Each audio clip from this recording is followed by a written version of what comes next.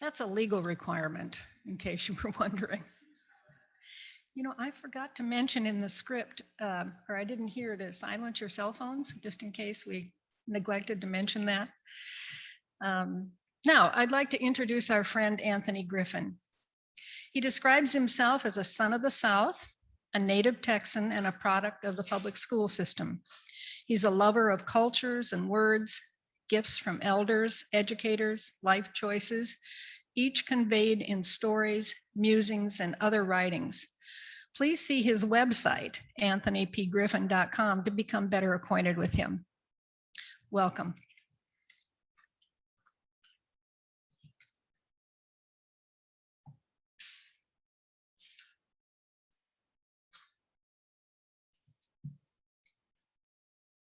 I guess first, thank you for the invitation. I had the, pleasure of struggle last year adapting to Zoom.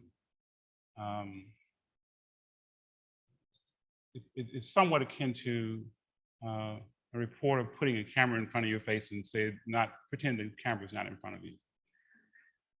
Just act normal. And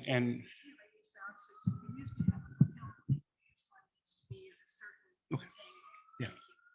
And they'll tell you to just act normal, and you see this glare. Years ago, I had an opportunity of appearing.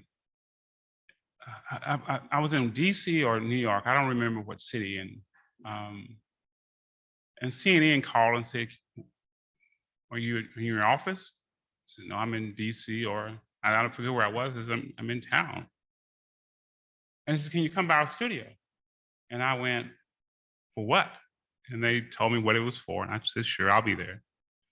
And then they put me in a room, and they had a camera that followed you. And said, "Just act normal." And this robot followed me everywhere I went, and I sat in front of this robot when the questions were being asked in another city by a host, and I'm talking and answering to a blank screen where this robot, if I put my head down, the robot would, it would silently go down, and then it would catch your face, and it would silently come up. And when we took a break, I just started screaming, "Please, please put a picture of something, a tree, a squirrel, or something. Let me talk to something." And so last year, with the advent of the world being struck with the pandemic, um, I had a difficult time adjusting to Zoom, and I didn't just do this institution's Zoom. I found myself on Zoom 2 or 3 times a week. Got better, but not normal. And I probably gave y'all the worst speech I've ever given in my life. Because what one does is I grade myself. And I grade myself to the extent that immediately after the speech, no matter what I do, I give it a grade in my head, and I'm critical of myself, because that's how you're trained in terms of the art of public speaking. You have to be critical to be able to be a good speaker. And so I spent 30, 40 years trying jury trials. I tried approximately 20 to 30 jury trials a year. I was put under time limits that were sometimes atrocious in very hostile environments. And you still had to be able to stand up and give your presentation in a hostile environment where everybody is voting against you and hoping that you lose. But one of the things that was always important, you had to be able to talk to people. Because if you gave a speech, you were not talking to people. What you were actually doing was giving a speech, and I can always tell a canned speech.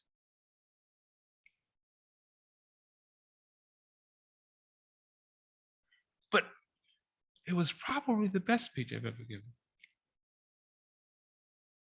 Because what comes with failure comes humility, which forces you to think more and forces you to work more. And as my mom used to say, he's smelling himself. On the streets, they would say, you think your stuff don't stink.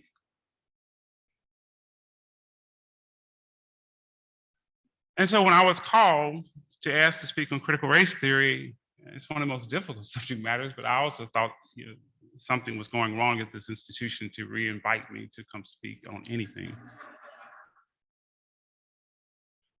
But one of the things that came out of that speech is I had been working on a calendar.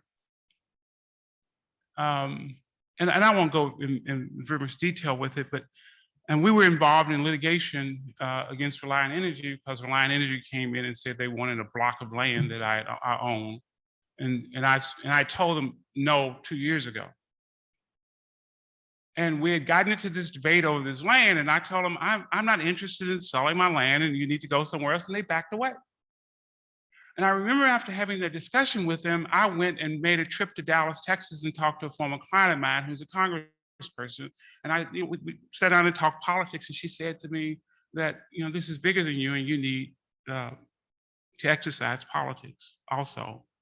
She said, I know you hate to do it, but I'll help. And she didn't promise to help, but she said that she needed to think about it. But I knew that when Congressman Johnson told me that she would think about it, that she would help.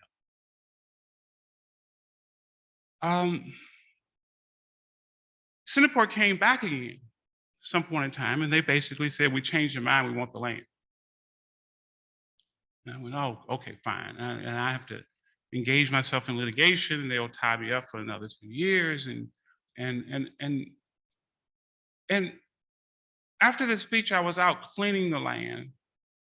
And I probably spent some weeks 30 hours a week doing it. And I thought to myself, if you were representing yourself, what would you do? And I remember I thought, well, we got the politics part down. We've got the lawyer part down. I've done eminent domain litigation before. What about history? And I went, wow, history. I dropped the weed eater, picked up the phone, called the office and said, I know you weren't in town at the time, but Allen Parkway Village, there was an attempt to take Allen Parkway Village in Houston. And Mickey Leland, who was a congressperson at the time, invoked the historical status of Allen Parkway Village, and they had to stop. The city could not take the land. So I started researching. And when I was researching, I said, where were the slave auction houses in Galveston? Where were they located? And I called the library. Pandemic, they tell me you can't come, you can't research. We can do your research. I said, how you can do my research? That's not research. You're not a research assistant. She said, there were no slave auction houses in Galveston. And I'm sitting in my office and I go, wait, that's not possible. What do you mean there's no slave auction house? This is the South. Galveston is the southern city. The last time I thought about, we just don't know where they are. Where were the slave auction houses in Galveston? She said, well, there may have been one. She said, they sold them off the boat. I said, that doesn't make sense to me, man. I said, I haven't done any research, I promise you, but let me tell you literally how this worked. Human beings were considered chattel. They were brought in through the port and they were put on an assignment sheet with cattle and sheep, and they were sold as human chattel. Well, you can't come in. I said, no, you can't be my research assistant. So we struck a deal. 1 day a week, I could come 1 hour. The policy, well, she didn't tell me the policy. 1 hour, wear masks, wear gloves. I'll do it. I showed up almost every other day for about a month or 2 months or 3 months. And they just looked at me like, what is he doing? And I looked at them like, yeah, I'm finding slave auction houses. But one of the things I found, and I don't like reading to you, and I'm getting to critical race theory. On the 6th of July, 1844, a Black man, the slave of Mr. R.P. Jones, an Englishman living on the riverfront, was hung for an attempted rape of the person of Mrs. Hefferstein. He had been sent to the house of the lady to deliver wood, and while there attempted the outrage choking her, she succeeded in escaping and told her husband. As there were but a few imperfect organizations, a court, a jury of 12 of the most respectable citizens were extemporized to try the offender. Extemporized means immediately. Mr. James P. Cole was assigned to his defense, and the trial was conducted with all the decency and decorum of the regular court. They adjudged him guilty and sentenced him to be hung the next day. In the meantime, he was confined in a frame building on the corner of Strand and 22nd Street. In the afternoon, Mr. Henry's reporter made a speech at the Tremont House in which he denounced the proceeding as mob law and induced some of the people to release the man. Thereupon, the citizens assembled, arrested him a second time, and confined him until the hour of execution. A rope was then put around his neck, and he was brought downstairs, and the husband of the injured woman leading him very tenderly, not very tenderly. Once in the street, the rope was fastened to the dray, and accompanied by the mule, started down Market Street. The mob followed, booting, hallooing, and HALLOOING, and throwing stones. At one place, the poor fellow was much cut by a drunken man. When near Labby's corner, the rope was so tight that he was choking, and to keep him alive till he was hung, it was necessary to slack up. And then it goes on that he was taken to, and it talks about where he was taken. He was hung. He was then brought out west, on the west end of the island. A Dr. Winchester went out and severed his head. And they took it and used it as a sort of a football. So they brought it back to the Strand area and took it, used the head as kicking it about. The next morning, it was found stuck near the pole near the market house, a grinding warning to all Negroes. The score was thereafter removed by Dr. Dr. Westchester said he was dead. Dr. Labadic, removed by Dr. Labadic, and may possibly be in the collection where he left when he died. The body, however, was refused burial by the Negroes and laid in the period until it became offensive. It was thrown into the bay. After a few days, Mr. Jones, the old master, found it floating in front of his house, and it was buried in SAPARIC, which is thereafter found by some boys who were playing. And then the newspaper article read, "This was rough, certainly, but refined justice, but it was answered the purpose and prevented the repetition of the crime." Galveston Flakes Daily Bulletin Newspaper Archives, February 13th, 1870.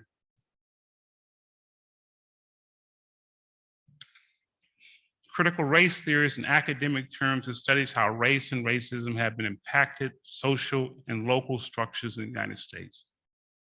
Over the past year, GOP leaders have decried its teaching in public schools, pointing to limited examples in various school districts across the state. In 2020, former President Donald Trump has banned federal employees from training and discussing critical race theory or white privilege, calling it propaganda. What started off as a 20-page paper went from 20 to 30 to 100 to 150. It's now 275 pages.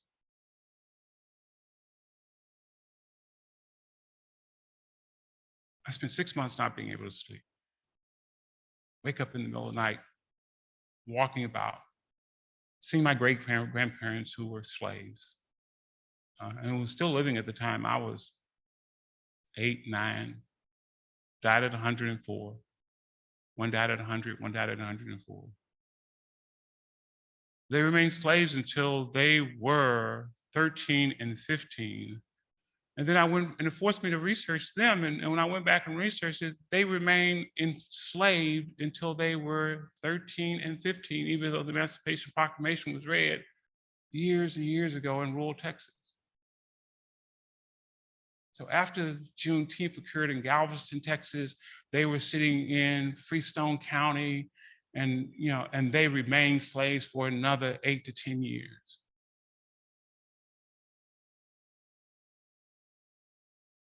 Critical race theory is a misnomer. It's some academic term, some academic dimension came up with, and they said, this is how we're going to describe the work that we're doing. It's a misnomer because any academic theory that you accept, you always have to look at all sides of the story. It's true. I read an article that was in the New York Times back in June where the ACLU, the organization that kept getting me in trouble as a lawyer from taking their cases, was retracting their position on free speech. I read the article and I'm reading them and sitting there thinking to myself, I hadn't died yet. Don't insult me now. Wait till I die and then insult me. Tell me that I made a mistake for you after I died. But don't engage in a debate where you change your policy on free speech based on the amount of money that you have. ACLU is a wealthy organization now. It was a wealthy organization when I was representing them, compared to most organizations. Donald Trump made the ACLU a wealthy organization in his policies because people did what they should have done. They donated to the organization.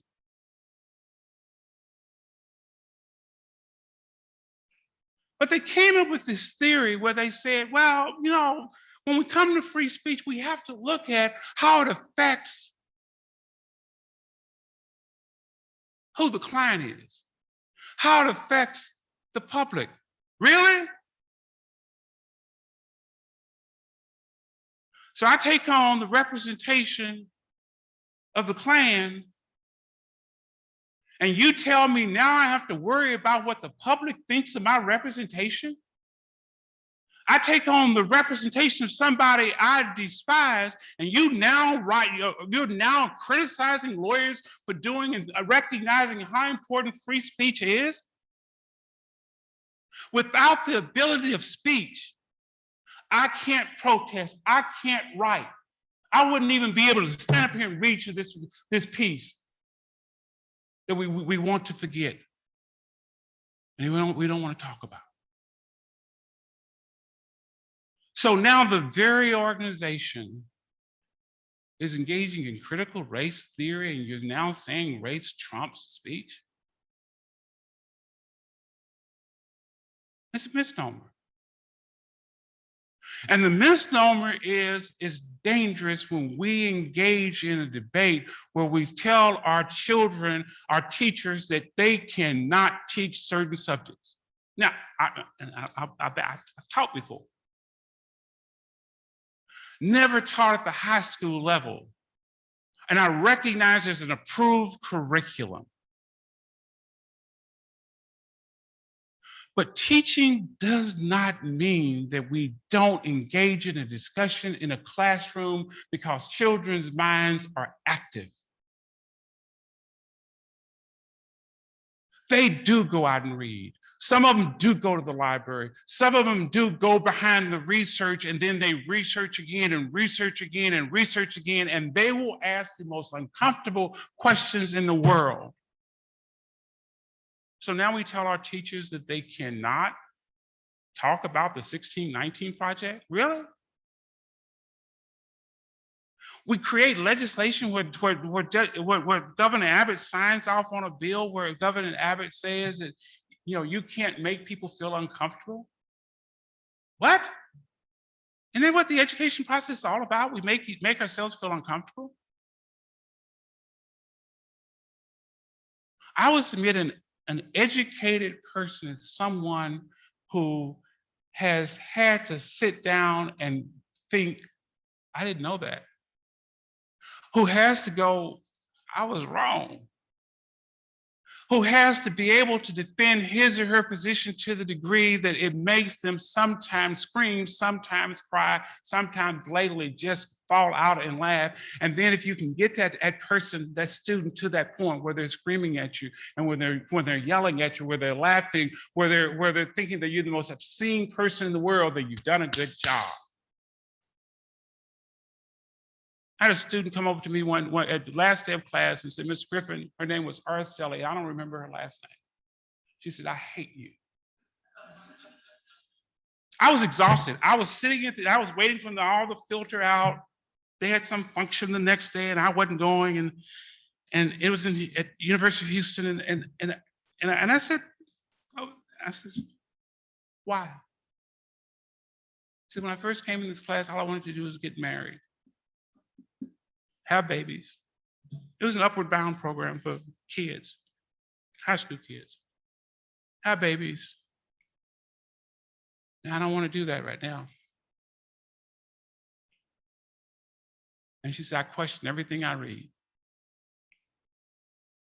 I read every newspaper I can find. She said, I sat in this class and I saw, we went with one student and we talked about history. And this African American child would tell me repeatedly that because God said so and the Bible said so. I said, that's fine. So I went over to the college, over to School of Religion, and I recruited a couple of professors.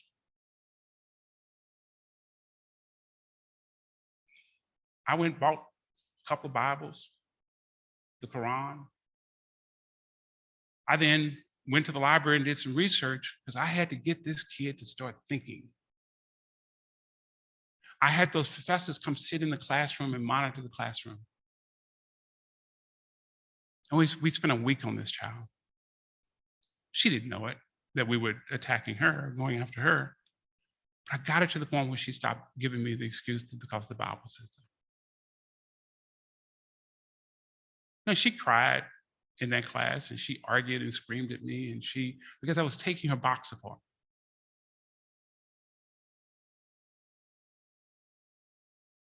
Araceli looked at me and she said, I don't know what I want to do. She's a Hispanic child. And she said, when you spent time with me for about 2 days in the classroom, talking about what my issues were, she said, I remember going home feeling very uncomfortable and crying about what is this man doing to me, but wanting to thank him for what he was doing to me. And she said, I hate you. And I said, well, then I've done my job.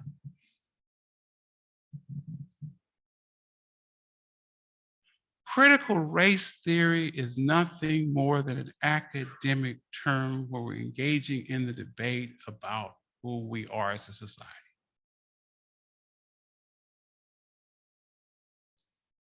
And one of the things that's happened over the last couple of years is we have been forced to examine who we are as a society. Not only in entertainment, but education, in the medical field, in terms of how we administer viruses and how viruses were created, how people were tested on viruses historically, and they were normally tested in places in our communities to see how we would react to it. This is the first time probably in history that we've had an open discussion on viruses. So now you don't want to take a vaccine because it wasn't tested on us? Really? That's what I really want to say. Did you didn't go down to Africa and inject a bunch of people and see what would happen to these people with these viruses before you did it? That you don't trust that because of the discussion that happened, millions of people came out and volunteered their times and their bodies to see whether this virus works. So now you don't trust it and you don't want to take the virus? It angers me so much that what the ACLU is doing angers me more when I remember as a child being grappled up by my mom and said, we have to go take a shot.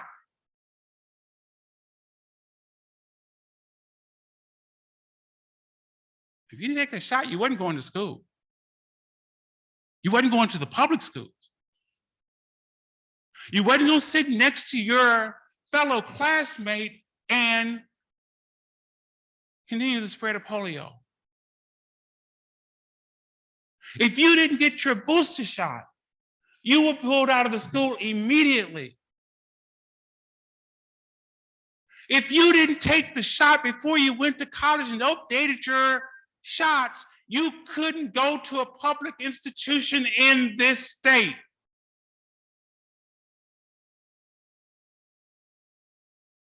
Now, I don't know whether you could have gone to another institution. You could very well self-help. But from a public good standpoint, you have to take the shot.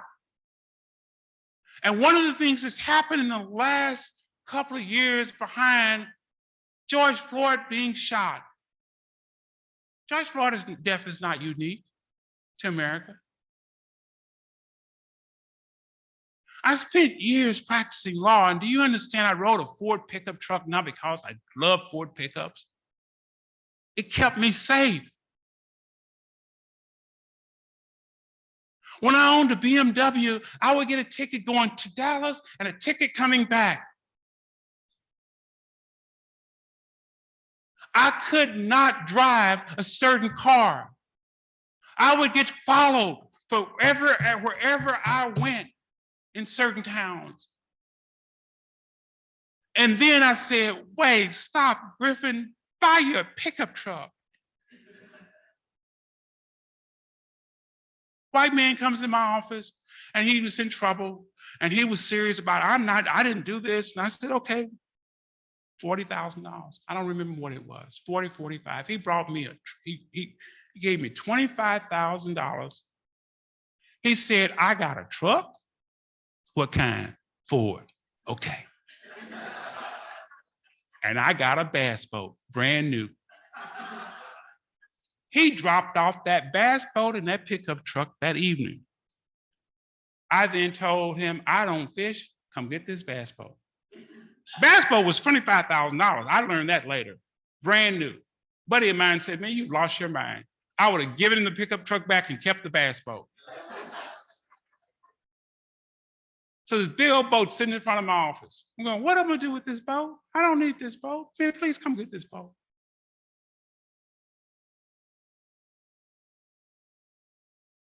That truck kept me safe. Late for court going to Tyler, Texas. I'm so late and so tired. I pull over the side of the road on 45 and go to sleep for 2 hours. Leave at 2 in the morning. I'm in trouble and I'm dangerous to myself and others. When I look at the clock and I wake up, I have a t-shirt on. I look at the clock and I realize I have to go really fast and I calculate how fast I have to go. And I'm going through those back roads going to Tyler and they go up and down, 85 miles an hour, 80 miles an hour, and I go crest one hill and coming down and DPS is coming toward me. He waves at me. Hey buddy, slow it down a little bit.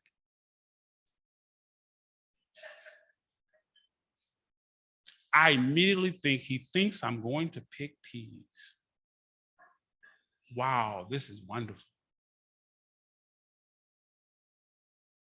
And every time I saw an law officer in that truck for the years I had it, they would wave at me. George Floyd is not unique to people who look like me in my experience in the American culture. And what has happened over the last couple of years is we actually are having an honest discussion finally on race. I should not be a 67-year-old man reading stuff that, and I'm well read. When I finally decided to find out where these slave auction houses, reading stuff about our community that required me to wake up in the middle of the morning and one time waking up and slapping my headboard, I hit it with my fist. I should not be required to do that. We should have had this discussion a long time ago. I should not be required to walk around in our community, because this is critical race theory, and look at the signs, the historical signs, and see what they left out. Really. Because when you go do your research and you research and go, they left that out. Anaco built a bridge recently downtown. Know what they left out of there? That was the site of a slave auction house. They said city market. They said city hall. All of that's true. But they left out it was built by John Sidner with John Sidner's money, and he was the largest slave auction dealer in Galveston. And the John Sidner slave house was in the same building. So all of a sudden we wipe out history. And you don't find it by somebody wrote an article and said, "Oh, here it is, and this is where it is." When it's almost by reverse. It's like playing dominoes. It's like playing any board game. It's like those of you who got your New York Times this morning. It's like filling out the puzzle. That's part of critical race theory. That's part of the education process. That's part of the when we force ourselves to sit down and do a critical analysis of what we read and who wrote it and what is their position on life.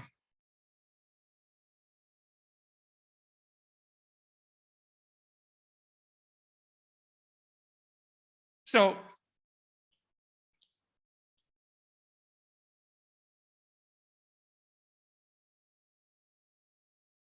it is almost impossible in this day and time, and no matter how many times Abbott and whoever else wants to sign a bill to say you can't teach children to hide information from children, they're going to find information. I don't care if you walk into the classroom with an agenda. I'm not telling students anything. If you put 20 kids together, and I'm using kids from junior high, high school, I'm talking about 20 minds together, they are going to figure out you're leaving something out. And one of the things that's very wonderful about the discussion that we're engaged in our society today is we're talking about things that we normally did not talk about in the past. And like I say, I read tons of newspapers. I get up in the morning at 4 o'clock and I read Los Angeles Times. And every time I open the Times, if I sit there and I go, "Oh, really? I didn't know that." I always view California as the liberal state. California has more Confederate symbols than the law allows. The internment of the Japanese came out of California.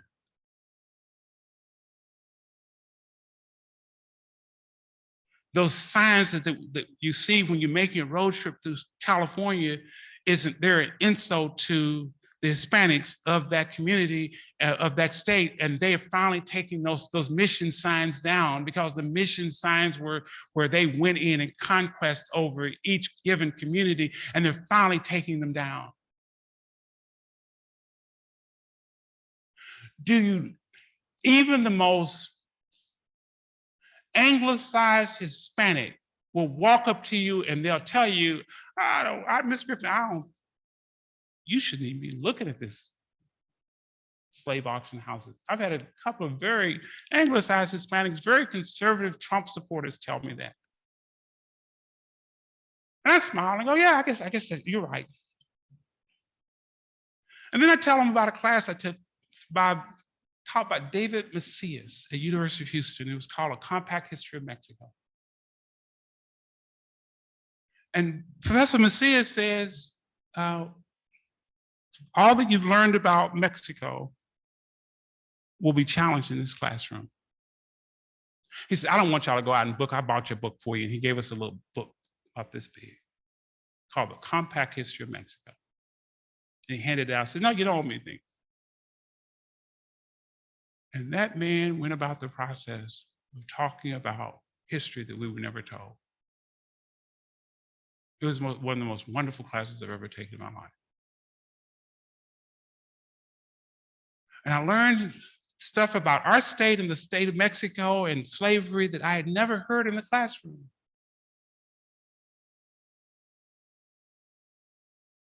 And it compelled me to go to Mexico and go to their museums and look in their museums and see stuff in their museums that I had never seen before, where they bragged about the diversity of their culture in their museums. And they owned up to the Africans, and they owned up to fighting against slavery. They owned up in terms of who has run their country. And that museum, even though in Spanish in the National Museum, it was one of the most eye-opening museums displays I've ever seen. That's what critical race theory is. At least I believe it.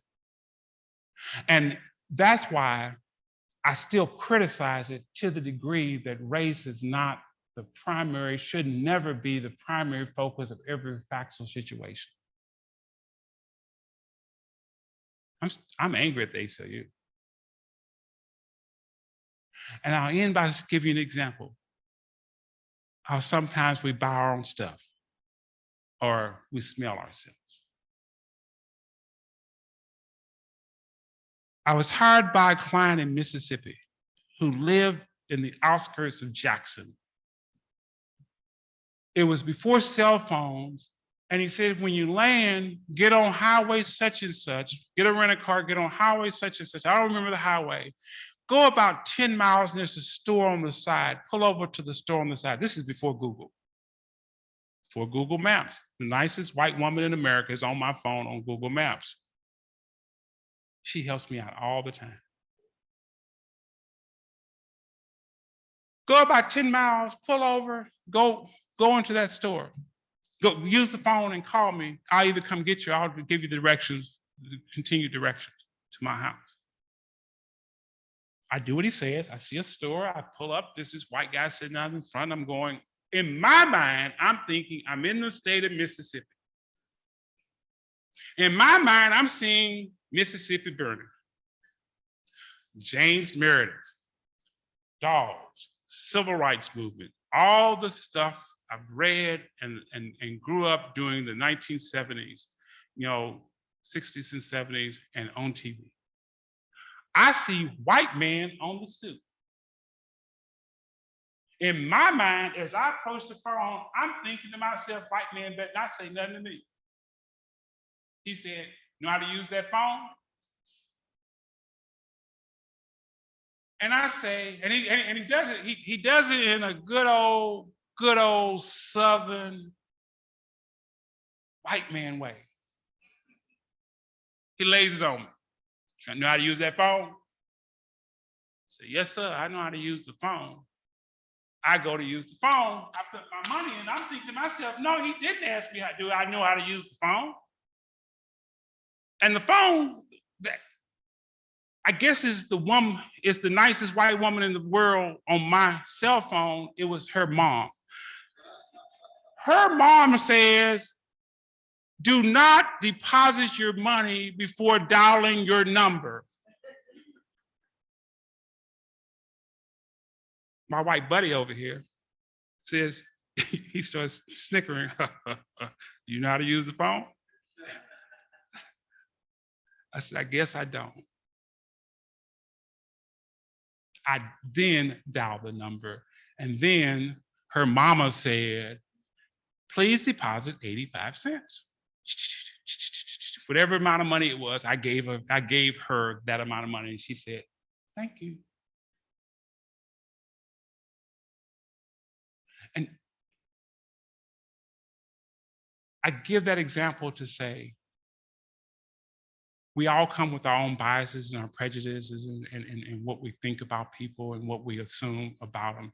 And it's that type of open discussion that makes our society uniquely different. And we can't be trapped in the euphemisms of critical race theories, either on one side of the corner or the other. Yes, there are a lot of things in history we have not talked about. There's a lot of things in history that we buried. I don't think the Lone Ranger has to be white. I don't think in a kid's mind and imagination, Superman always has to be white. I don't think that when we use terms as thief when I was a kid and rapist in terms that we should not always think of a black person. A thief is a thief, a rapist is a rapist, and it should not always be a black man.